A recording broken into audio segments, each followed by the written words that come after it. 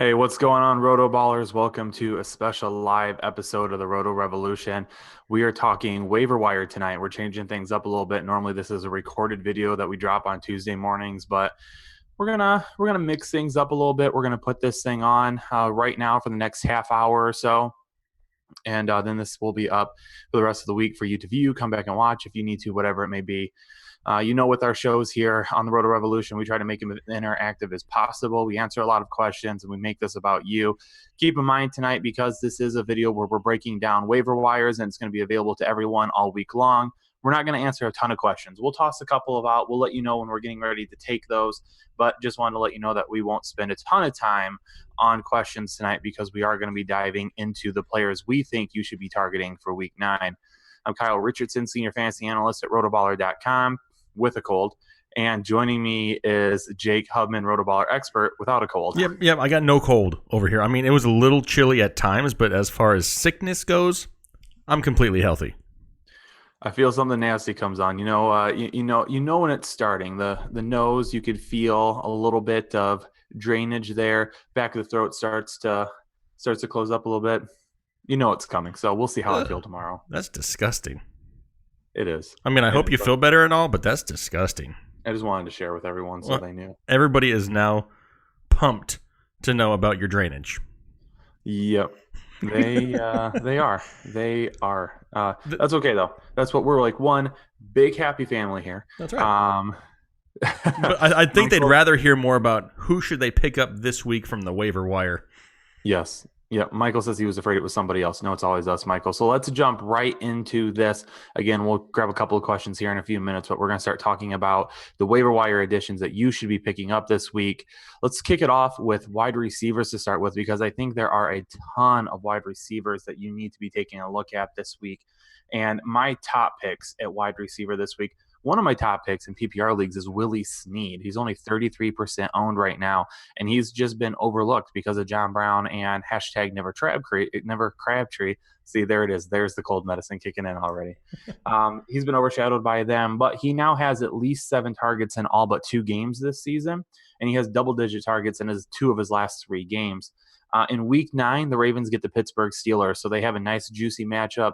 If you're in a PPR league and you need a safe streaming option this week, Willie Snead's my guy. Yeah, I mean, I like to refer to him as Slick Willie going forward, but he's definitely somebody who has asserted himself in this offense and actually has some value. I mean, for a while there, it was just John Brown, and this past week I had to change to sometimes Crabtree, and that didn't really work out. So Willie Snead, even though he's not going to win any awards for best looking athlete, he is definitely somebody from the wide receiver position that can provide some value here in the coming weeks. In my opinion, he may be somewhat inconsistent, though. I don't know if he's somebody that you can lock in as a flex play. To me, he's somebody that you can stash on the end of your bench, and if you have an injury or a bye week and you need somebody, last minute, he's able to fill that void for you. Yeah, and that's what I'm talking about. Strictly for week 9, he is a plug and play for me. So because of the matchup, because of his volume the last couple of weeks, he's a guy that for a safe floor, he's going to get the targets needed to produce for you. So if you need to get through this week, 6 teams on a bye this week, there's going to be a lot of players that are going to be sitting on benches this week. If you need help, Willie Snead could be a safe option for you. Yep, absolutely. Who you got next there? All right, next up on the wide receiver list, unfortunately, Devontae Parker. I knew it. I knew it was coming. I talked about him in my video, and I knew it was coming.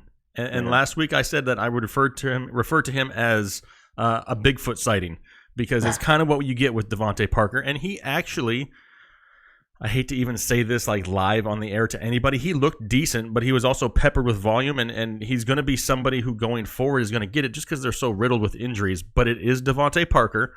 We've gone through this before. He's not all of a sudden a surefire wide receiver 1 just because he had one good game. Yeah. Kenny Stills could possibly be out again. Albert Wilson, he's out. He's done for the year more than likely at this point. Jakeem Grant, he's still there. I think we need to remember one thing with Devontae Parker is that he did come down with that kind of circus catch where Jakeem Grant caught it, ran across the middle, got hit, ball pops out, hits the defender in the head, flies up in the air, 20 yards, whatever it was down the field, and Devontae Parker has a huge gain. So I just want to remind everyone that was one of his catches. If we dial it back a little bit, numbers don't look nearly as good, but still decent numbers. So because of the injuries there, and maybe Brock Osweiler is the answer to the Miami Dolphins' trouble at quarterback. Probably not. I'm kidding. Don't go with that. But because of all of that, I definitely think Devontae Parker has a little bit of value the rest of the season. But as soon as Kenny Stills comes back, I get a little bit worried about it because I'm going to die on the Kenny Stills hill this year. Yeah, a little bit. I mean, was a little bit too high on him to start the season. Yeah, but, too high. I'm dialing it back. Yeah, I mean, all the pieces were there for him to have a good season, though. It just hasn't quite turned out. That been very, very inconsistent, boom or bust. The first few weeks for him. And I see somebody here, Michael Hansen, saying that Njoku and Juju derailed his team this week. I just wanted to make sure I shouted him out real quick and told him, "You are not alone, Michael. You are not alone in that statement." Absolutely, they did that to a lot of people. Yeah, absolutely. Why don't you throw us a couple of players? Well, I'll go to a different position since you're talking about some wide receivers. Let's talk about some quarterbacks because there's some good quarterbacks that are on bye this week. Just to throw it out there, the teams that are going to be on bye here in Week 9, you have the Arizona Cardinals, Cincinnati Bengals, Indianapolis Colts, Jacksonville Jaguars, New York Football Giants, and the Philadelphia Eagles. So maybe you had Carson Wentz or Andrew Luck or an Andy Dalton here that was in your starting lineup, and now you need a bye week fill-in. And I'm going to do my best to not lose every viewer that we have right now by saying the name that I'm about to say. Do you have any idea what I'm going to say? I'm scared. I apologize ahead of time, but I'm going to say it because you're my boy, Kyle, and you took a lot of heat for it, but I'm going to say Dak Prescott.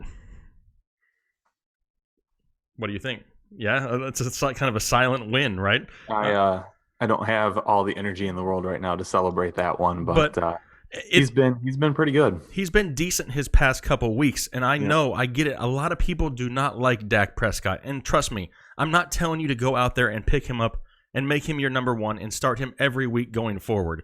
But if you need a bye week replacement, it's not a bad week to go out there and grab a Dak Prescott. He's somebody who now has, I hate to even say this, an additional weapon in Amari Cooper. But he's definitely somebody who has an opportunity to build off of that. I know you love the nickname. But in the last week before the bye against Washington, he had 273 yards and a touchdown. It's the most passing yards he's had in a game so far. He's averaged right around 25 points per game his last 2 weeks playing. And it's something now he gets a Tennessee Titans team, which is kind of way different than we thought it was going to be to start the season. It's a decent start for Dak Prescott. He's going to have a safe floor, I believe. And then he's finally started to regain some of that rushing upside that we saw in him the past couple years. The past 2 weeks, the past 2 games that he's played, he's had 17 rush attempts for just over 100 yards and 2 touchdowns. That totally helps out his value and really takes that floor of Dak Prescott and raises it every week. Yeah, and I think I am seeing a little bit of hate over here in the chat right now. But everyone that's hating, just keep in mind, Dak Prescott since week 4 is the quarterback 8. That could be a little bit different after the numbers settle down for this week, but he's been the QB 8, so he hasn't been bad whatsoever. He's been a quarterback 1, and the offense has been really up and down, so it's been hard to trust him. So you're playing with fire a little bit, but Amari Cooper can only help, and that's going to take me into one of my real quick. We're just going to keep rolling with the Cowboys train here, because I do have Cole Beasley listed as a pickup again, only 23% owned. He's adding a former Pro Bowl 1,000 yard twice wide receiver to the opposite side of him. Now Cole Beasley can move to the slot, and he doesn't have to try and be a number 1 receiver. This was a guy a couple of years ago that was a legit wide receiver 3 flex play every single week in PPR leagues. He's going to have, Amari Cooper, even if you hate him, I'm not using the nickname Jake, even if you hate Amari Cooper, you have to respect him. You have to respect the fact that he's out there on the field. Is he going to blow up right away? No. I'm thinking maybe wide receiver 3 numbers the rest of the year at best. But Cole Beasley could get back into that flex option because the defense is going to have to pay attention to Amari Cooper. Still have Ezekiel Elliott.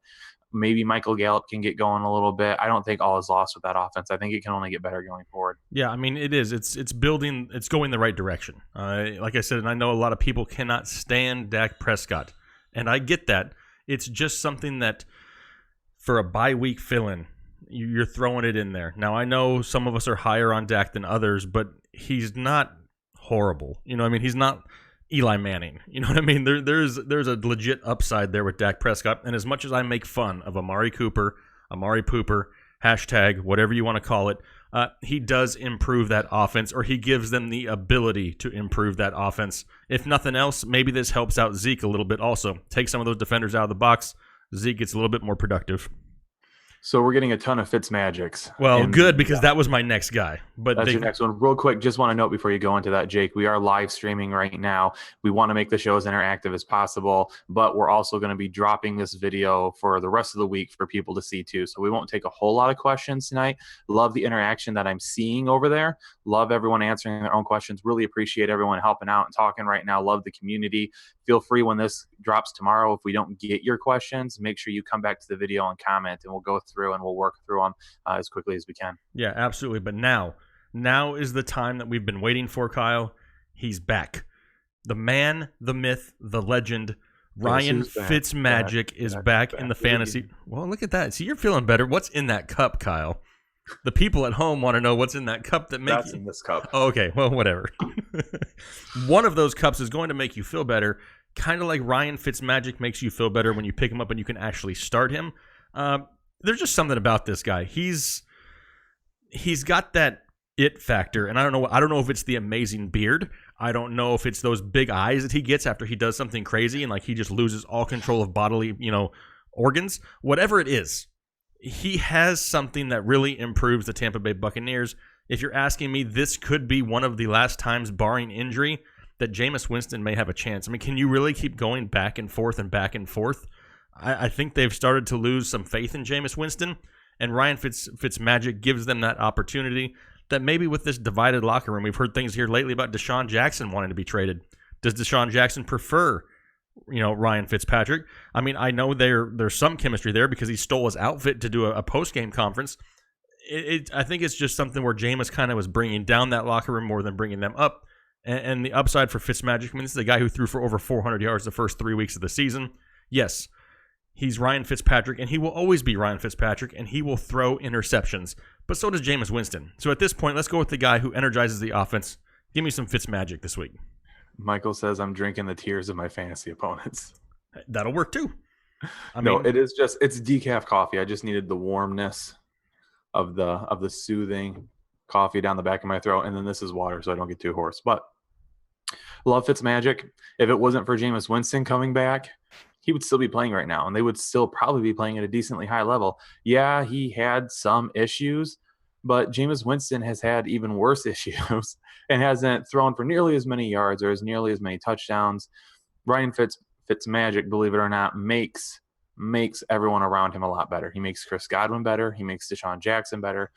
That in turn will make Mike Evans better. That in turn could help the running game. OJ Howard. I mean, it's just an effect all the way down through all the players. So yeah, Ryan Fitzmagic probably has to be the number one added quarterback this week. And I kind of want to shout the guy's name out here. Jimmy Marshall kind of almost hit it on the head. I just saw his comment here. He says Winston is a broke man's Cam, and that's kind of somewhat true. If you took away a lot of the talent of Cam, you have Jameis Winston.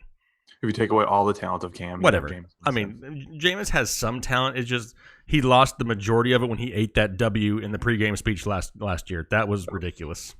That was the worst thing. Yeah. Ever. Who are you guys? Appreciate all the thank yous out there. If you're watching live right now, appreciate the thank yous. Again, this will be dropping Tuesday morning, tomorrow morning as well, so you can come back and watch if you need to. And just a quick side note, I just won one of my fantasy leagues thanks to the Patriots, Julian Edelman and James White, so I'm totally pumped up right now. Nice. Not that anybody else cared, but I cared. One of the nice things about recording in the middle of a football game is you get to see instant reactions from us regarding our football players. Exactly. My teams are all done right now, though, so I have nothing to worry about. I needed it.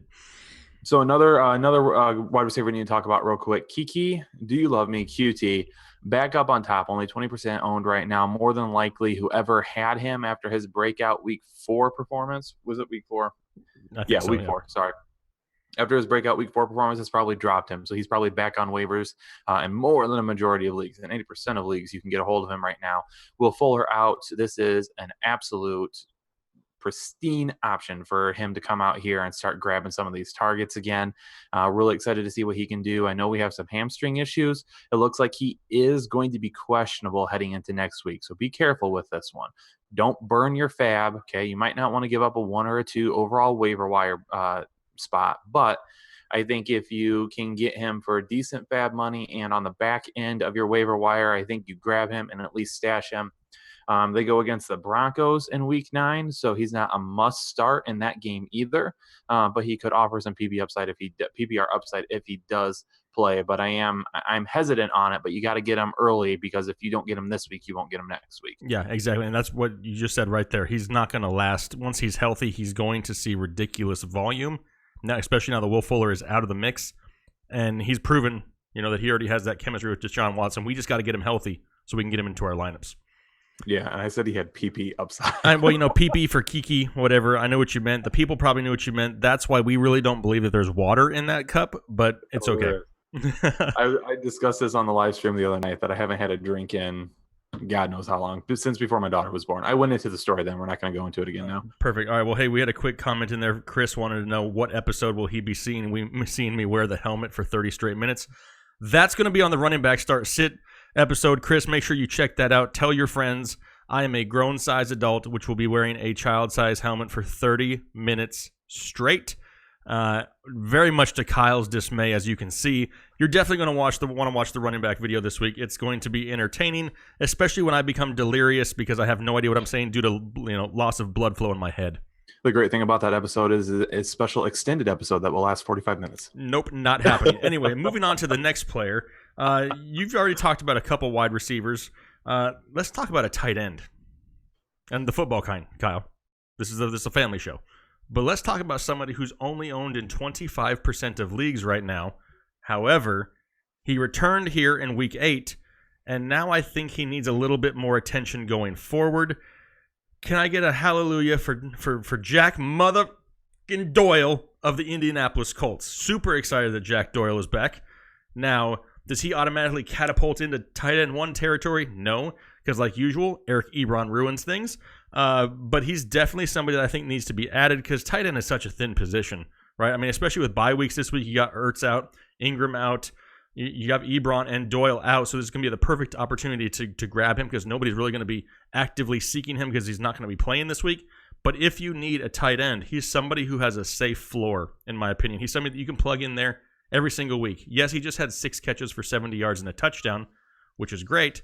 I don't know if you can count on that every single week from him, but like I said, he's got a safe floor. He can go out there, get you 8 to 10 points a week in PPR leagues, and you'll be happy with it.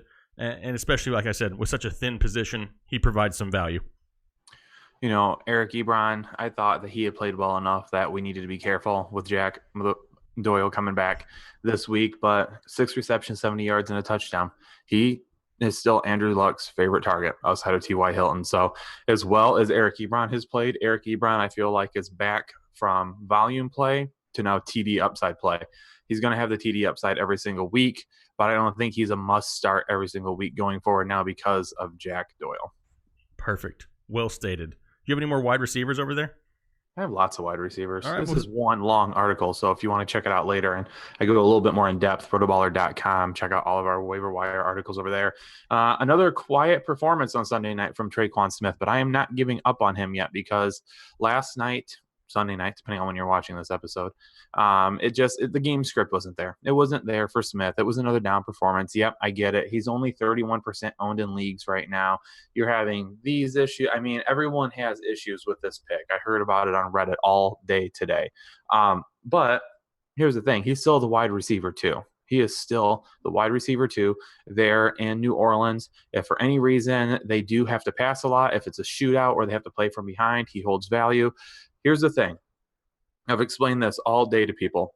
Traquan Smith is still a must-add because of his ceiling. You're not going to find a whole lot of wide receivers on waiver wires right now that have the big play ceiling of Traquan Smith. He's a guy that if you grab that he is going to be boom or bust. There's a potential he only gives you 3 or 4 receptions for 50 or 60 yards and you don't get a great performance out of him if it's not PPR. But with that being said, he also has the ability to rip off 2 or 3 big plays, get you 100-plus yards and a touchdown. So you are playing with fire while doing it. But this late in the season, when we have 6 teams on bye, when we have injuries, when you need a Hail Mary to try and win a week, Tre'Quan Smith is going to offer you a ceiling that no other wide receivers on waiver wires is going to be able to do. Yeah, he did. He disappointed a lot. I know a lot of people were excited to have him play in that game. We expect a lot more offense through the air in that game for the Saints. But it is what it is. He's still somebody with, like you said, a super high ceiling. And you can't find that. Like you said, you can't find that anywhere.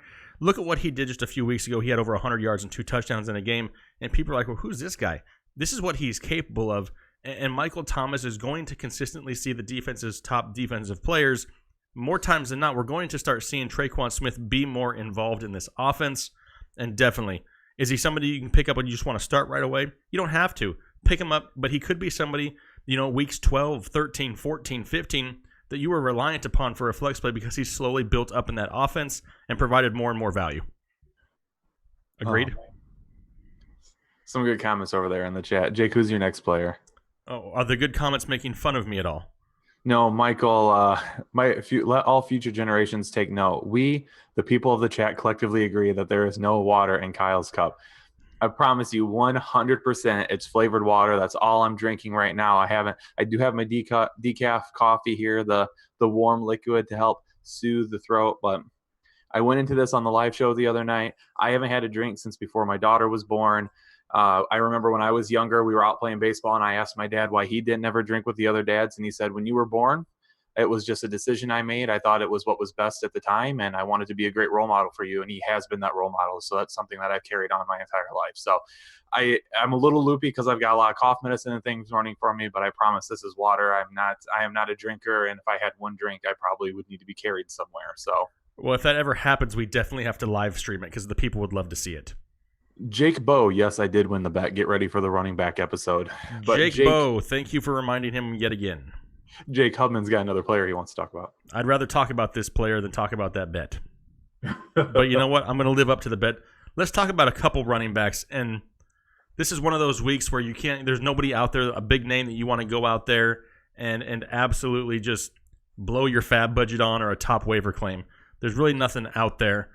There's 2 guys that I'll talk about. It's Ito Smith and Josh Adams. Ito Smith of the Atlanta Falcons hasn't really done a whole lot in that offense, but neither has Tevin Coleman. And these guys are both coming off buys. Ito Smith, only 37% owned right now. He's somebody that if you have a bench spot at the end and you just want to stash somebody, because if something does happen to Tevin Coleman, this is going to be the Ito Smith show. He has had some touchdown upside that he's stolen from Tevin Coleman. Tevin Coleman had a decent game before the bye week. But it's somebody who has a little bit of value, nobody that you want to count on right away. And then Josh Adams, an interesting thing about Josh Adams is he had the most carries out of the backfield for the Philadelphia Eagles this past week. Yes, it was only by 1 carry, more than Wendell. Don't tell me I have Smallwood. But he had 9 touches, and he averaged almost 6-7 yards a carry. He's been effective. He hasn't really gotten the volume. That's still a top offensive line in Philadelphia. And if anything were to happen, Corey Clement hasn't done anything. Wendell Smallwood has been somewhat productive, but Josh Adams, especially in deeper leagues, if you're just trying to throw a Hail Mary, looking for a lottery ticket, he's somebody who could have some upside here second half of the season.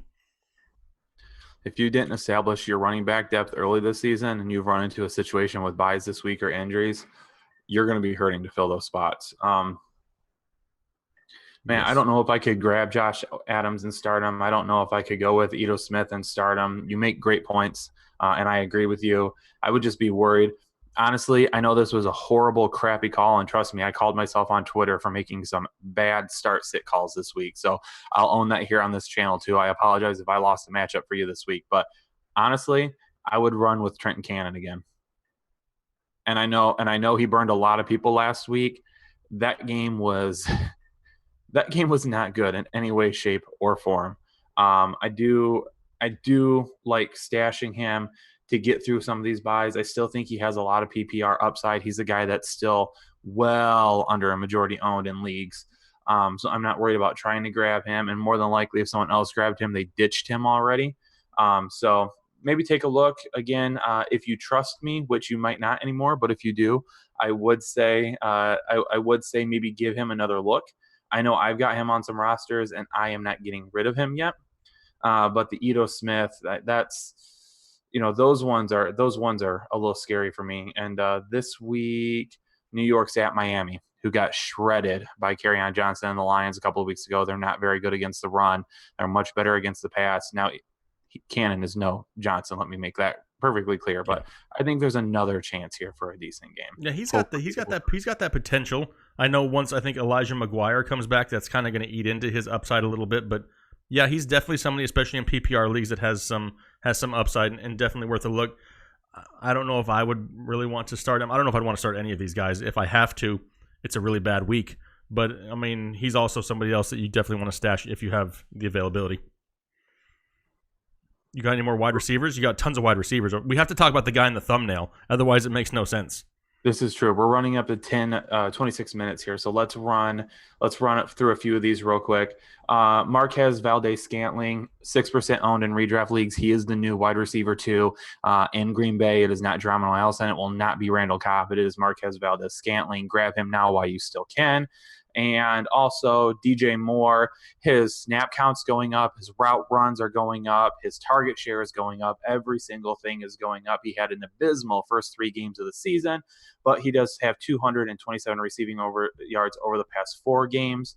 This week in week 9, he gets the Tampa Bay Buccaneers, who are giving up 30.63 fantasy points to opposing wide receivers. That is third worst, I think third worst in the league. There's always a reason to proceed with caution when your quarterback is Cam Newton, but I think he's a guy that can absolutely, at only 15% owned, can jump in and help you out this week. Yeah, I love DJ Moore going forward. I think he's somebody, like you said, he's evolved so much each week that now I think he's entrenched himself in that offense. Torrey Smith is out. Kind of opens up more opportunity for him. I mean, we're really not going to count on #NeverFunchess. This could be the DJ Moore show going forward, and he's one of these guys that can beat you different ways. He had 38 yards rushing, I believe, and that's just added value to a wide receiver position, and he's got that ability week in and week out. Absolutely. Yeah, so we're running up on 27 minutes here for the show. We like to keep these under 30 minutes. I do want to get to a few questions real quick. Just keep in mind, again, we're extremely interactive. We love the community. We got over 200 people currently watching during Monday Night Football, so I think that speaks volume to the amazing subscribers that we have. So thank you so much. But this show we're going to try doing this live stream stuff moving forward. It's a little bit different. So if we don't answer your question tonight, make sure you come back to the video when it posts tomorrow morning and start putting your questions in then, and of course we'll start getting to them. So I want to grab a few of these real quick. I already saw a question. Should you drop Geronimo Allison for MVS? Yes, I would. I'm not against that. I'm for it. Of course you're for it. And then I've seen also a few people asking about David Moore, and this is somebody who sounds like he just did your taxes last year, but he's actually a pretty good wide receiver for Seattle. And to me, I kind of refer to him as the guy who steals the touches and volume and upside of Doug Baldwin. Because, I mean, he's got 4 touchdowns in the past few weeks. This guy is somebody who I guess is here to stay, and he's not a one-hit wonder. I'm not against going out there and picking up David Moore either if I have a roster spot available.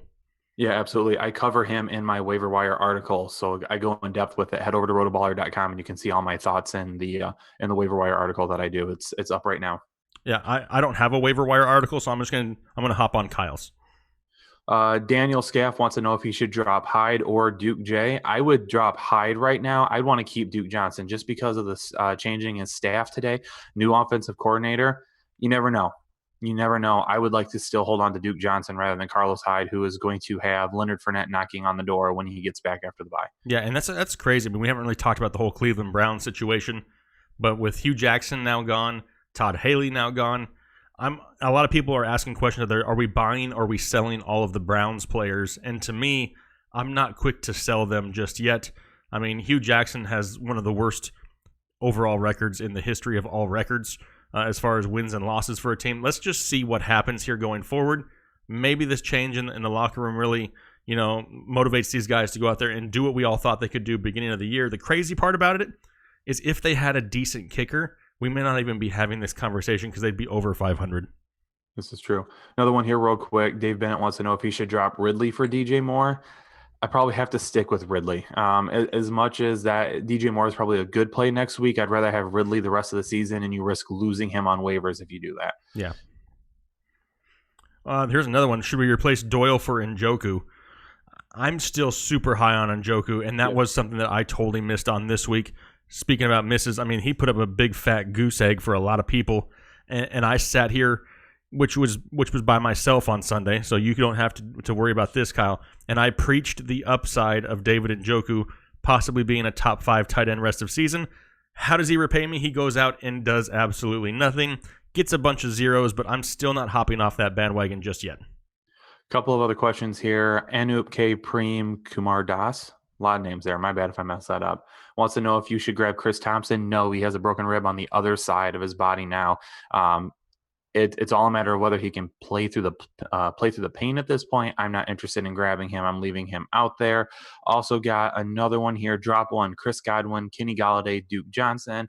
I would say, even though I just said keep Duke Johnson, in this Keyshawn Cole, in this scenario, I'm going to drop Duke Johnson because Kenny Galladay, there is talk that Golden Tate will be moved before the deadline. So I'm not doing that yet because if it does, Kenny Galladay has huge upside. And then Chris Godwin with Fitzmagic back, we could get back to some of those numbers at the beginning of the season. So Duke Johnson is the one I'd roll on from. Yeah, absolutely. 100% agree there. The other guys have too much upside at this point. Mm-hmm. All right. Well, I think we're going to get ready to wrap it up there. Again, thanks for everyone that tuned in tonight for the live show. Again, this video will post on RotoBaller YouTube tomorrow morning. Actually, when it gets done rendering tonight, right, Jake? Yeah, so it'll be up there within like an hour. Yeah, it could be available in like an hour. So if we didn't get to your question tonight, throw it down below. Keep in mind, follow myself, follow Jake on Twitter. If you scroll down, you can grab those links below. Go to Twitter, follow us right away. We appreciate that. If you're watching right now and you haven't subscribed, please hit the subscribe button. Onward to 9,000 subscribers. We're hoping to get there in a couple of weeks. We appreciate that. Like the video if you haven't done it yet. Glad we were able to hang out with y'all a little bit tonight. Make sure that you check back for the running backs and wide receiver episode. And then also I will be back with Jake on Sunday for RotoBaller game day this week, pending my health, which I think I'll be fine by then. If you don't feel good enough to do the running back video this week, I won't wear the helmet. I mean, I'll let it slide for a week if I need to. If anything, that will make me feel better. So you will be wearing that helmet this week. All right. Can't wait. Well, really appreciate you guys' support. Once again, like Kyle said, and we look forward to seeing you here more end of the week. Absolutely. Have a great night, everyone. We'll catch you soon. Later.